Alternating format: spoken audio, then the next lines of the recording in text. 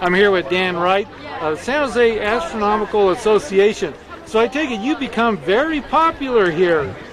Because I do this projection, people are able to crowd around and see it and take pictures of it. Projection is a popular way of looking at the transit. Okay, so then in particular with this scope, besides just the real powerful telescope, but I imagine you could just use anything of like this and just with the right kind of box set up for projection. Yes, but the method is dangerous because you have to be careful that no one looks through the eyepiece. They might burn their eye.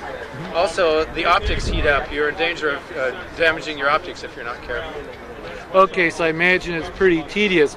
Well, obviously you're an astronomical enthusiast, but also in astronomy, it's also at times it's very tedious.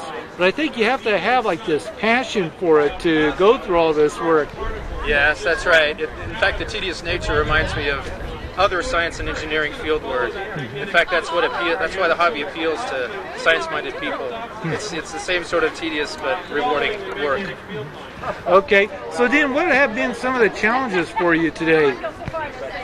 Keeping the image centered, answering a constant stream of questions, and the wind almost blowing the box over.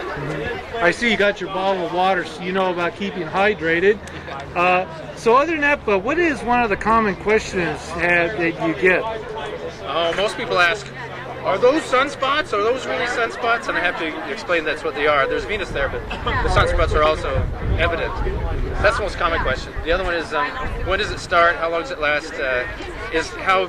In which direction is Venus going to go? Things like that. Okay, what has there ever been the most interesting question that kind of caught you off guard?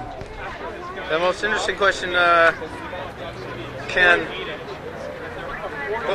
the sun be considered to have an atmosphere? I guess what it was. Something about the sun's atmosphere, and I thought usually an atmosphere is thought of as surrounding a solid planet, a planet with a surface.